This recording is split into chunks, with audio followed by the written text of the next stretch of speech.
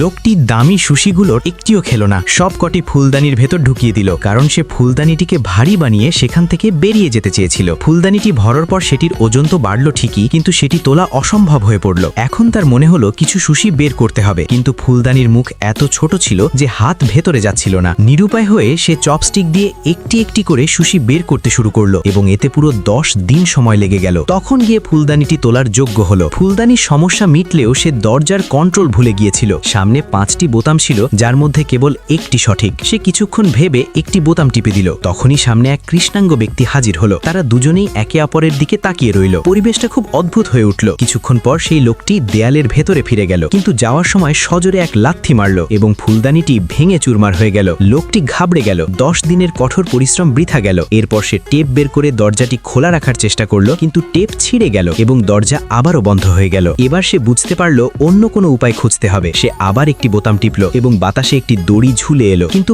5 second পরই দড়িটি গায়েব হয়ে গেল। কিছুক্ষণ ভাবার পর তার মাথায় একটি বুদ্ধি এলো। সে দড়ি ধরে ঝুলে দরজার কাছে পৌঁছাতে পারত। সে দড়ি ধরল, বোতাম টিপল এবং দরজার দিকে ঝুলে পড়ল। এবার সে পৌঁছে গেল, কিন্তু সামনে আরও একটি বন্ধ দরজা ছিল, যাতে চাবি লাগত। ফিরে আসার সময় দরজাটি তার কোমরে সজোরে ধাক্কা দিল। এতে সে প্রচন্ড রেগে গিয়ে আরেকটি বোতাম টিপে দিল। ভালো দিক হলো এটি ছিল চাবির বোতাম, তবে খারাপ দিক হলো চাবিটি কেবল 10 সেকেন্ডের জন্য আসতো। বোতাম চেনার জন্য সে সেখানে একটি সুশি রেখে দিল। এরপর সে পুরো পরিকল্পনা সাজালো। প্রথমে দড়ির বোতাম টিপবে, ঝুলে অন্য পাশে যাবে, সুশি রাখা বোতামটি টিপবে, এরপর আবার ঝুলে চাবিটি নেবে এবং সাথে সাথে দরজার বোতামটিও টিপে দেবে। সবকিছু পরিকল্পনা মতোই হলো। চাবি দিয়ে তালা খুলল, কিন্তু দরজা তবুও খুলল না, কারণ উপরে আরও একটি নম্বর দেওয়া তালা ছিল। রাগের মাথায় সে কিছু একটা ছুঁড়ে মারলে আরও একটি বোতাম চালু হয়ে গেল। তখনই সেই কৃষ্ণাঙ্গ লোকটি আবার ফিরে এলো। এইবার তার মাথার ওপর 3টি নম্বর লেখা ছিল। এখন সে বুঝতে পারল যে এটিই হলো পাসওয়ার্ড।